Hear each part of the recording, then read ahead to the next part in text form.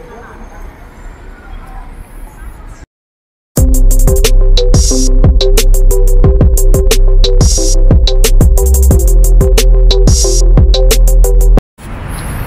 guys, good morning, magandang araw. It's me again, Kamotika TV.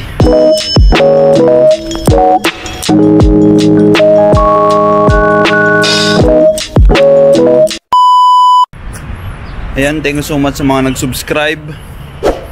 Saka yung mga magsusubscribe pa lang, thank you in advance. Ayan, salamat sa mga lagi nanonood sa mga vlog ko. At thank you sa mga comment nyo. At sasagutin natin sa abot ng atin makakaya. Tsaka guys, yung mga nasasagot ko is based lang on my experience and based lang sa pagkakalam ko. Hindi pa ako expert sa mga ibang katanungan. Yung sasagutin ko lang guys sa mga comment nyo is yung alam ko lang. Ayan.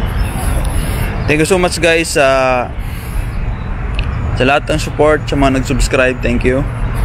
And gusto ko lang shout out, ayan, si Idol Jenner, lagi nanonood sa vlog ko. Ayan, nasa Thailand na siya ngayon, nag-exit. And pagbalik niya, maghanap na raw siya ng work. Ayan, ingat ka dyan, Lodi. And for today's video guys, may nag-comment kasi about sa Macau Law. And sad to say sa mga tourist na walang kamag-anak, talagang ingat tayo guys dito. And ito nag-comment si Idol, shoutout sa'yo. And sabi niya buti na lang may kapatid siya dito. Ayan, yan yung maganda dito sa Macau, may kamag-anak, kapatid, magulang, basta relative mo, yun, pasok yan dito sa Macau.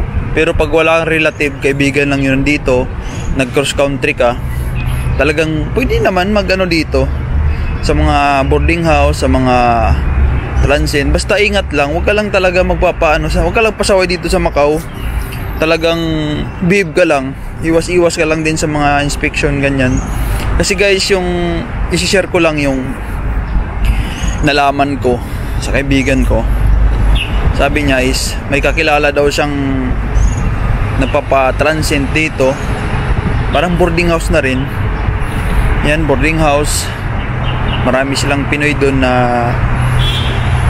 kasama. Yun, may mga tourist doon, tourist na ano lang, kaibigan lang ng landlord niya. Share lang niya rin sa akin. I-share ko lang din yun sa inyo mga idol. I-share ko lang din yung nalaman ko para aware kayo. Alam nyo, and para hindi nyo gawin to. Kasi importante to guys, especially sa ating mga Pilipino na mahilig magsaya, mahilig sa inuman. Siyempre pag nakakainom, medyo ano na tayo, matapang na eh. Hindi naman lahat ng Pilipino ganon. May mga Pilipino din na tahimik pag nalalasing. Yung mga talagang di may iwasan, ano nyo na yung pag may kainuman kayong maingay, sawayin nyo na kasi mapapahama kayo nyan dahil sa kanya. Yung mayabang, huwag nyo nang patagalin. Kung umalis ka na dyan sa lugar na yan kung ayaw mo madamay, kasi naghahanap yan ng meron kasi nakikipag-inuman, naghahanap ng away. Yun, nag-trip, lumalakas yung boses, sumisigaw. Yun yung disturbant yan sa mga sa paligid. Mga incheck pa naman, ayaw pa naman ng maingay. Pag ganyan, report agad yan sa pulis. Magulat na lang, may pulis na dyan. Nangyari kasi guys, ito ng kwento, share ko lang. Sabi niya sa akin is, nakwento sa kanya na maingay daw sa unit nila. Nagiinuman daw kasi yun, nagiinuman gabi, inuman, ingay, kantahan, video okay. Siyempre pwede naman hanggang dito naman kasi sa Macau guys, pwede ka naman magingay hanggang alas 11, alas 10 yan. Pero pag lagpas na doon alas 12, siyempre hindi na pwede yun. Hindi naman porket day off ka bukas, may karapatan ka na magingay, magdamag, diba? Pwede mga hanggang alas 11, alas 10 lang, pero yung lagpas na doon, siyempre may mga tao din sa paligid. Buti kung nasa disyerto ka, pwede ka doon magkanta hanggang mag-umaga. O kaya malayo ka sa sa residential, wala kang maistorbo, yun pwede yun. Pero yung nandiyan ka mismo sa residential, talagang dami kang maistorbo, di ba? Yung nangyari, kantahan sila, nagiinuman sila eh. Alas 12 na eh, mag-alauna na eh. Kumatok yung police. Yun pala, may nag-report sa kapitbahay na inchik na may maingay. Ayan, pagdating ng police, chinik sila lahat. Tinignan mga blue card, tinignan yung passport, may mga tourist doon. Siguro yung mga tourist na yun, I'm not sure. Siguro mga nag-cross country, yung mga galing Pinas naman nakalusot sa immigration, yung magaling magsagot talaga, nakalusot. Yung nangyari, tinanong sila kung saan sila nakatira, yung mga tourist na yun. Sinabi nila nandito. Tinanong na yung landlord kung ano mo ba tong dalawa. Yun, sinabi na kaibigan.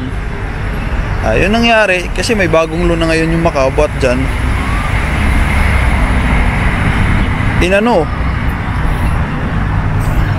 Binigyan na lang sila ng 3 days. After 3 days na yun, uwi na sila ng Pinas. Tapos yung unit, pinasara. Yung bahay, pinasara ng mga pulis. Pinaalis sila lahat dun. Tapos yung tourist, binigyan ng 3 days. Pinapaprepare na para back to Philippines na daw. Ganun guys mangyayari pag pasaway tayo. Well, di naman sana sila mahuhuli, yung mga tourist na yun, kung hindi sana sila maingay, diba? Hindi sila nagpasaway, hindi sana nandito pa sila ngayon sa Macau. Yan, dyan sa San Malo, paggabi, daming mga Pilipino dyan, mga tourist, naghanap ng trabaho. Huwag naman tayo maingay dyan guys, kasi baka dyan tayo mapahamak, lalo na ngayon may bagong law. Paano kung lahat kayo tanungin dyan, diba? Tanungin kayo, saan kayo nakatira? Tapos wala pa kayong kamag-anak. Maganda sana may kamag-anak dito, okay pa yun. Legit yun guys, yung may kamag-anak dito, exempted yan. Kamag-anak, magulang, asawa, basta part ng relative dito na sa Macau na nagtatrabaho, pwede yun. Pero yung wala, mahirap. Dapat din kung tourist ka, kung may relative ka dito, doon ka sa kanya nakatira, hindi ka sa iba. Kasi kung sa iba, ayan, madadali yung, hindi ko alam kung may accepted ka pa niya, kasi hindi ka naman doon sa relative mo nakatira eh, kamag-anak. Dapat doon ka nakatira sa kanya, kasi siya yung magbabayad sa bahay mo eh. Yun yung nakalagay doon sa nakalagay sa law. Ikaw yung nagtatrabaho dito sa Macau, yun yung magsusolder ng bills mo lahat. Siya yung sasagot. Kung nasa ibang bahay ka, mahirap yun, di ba?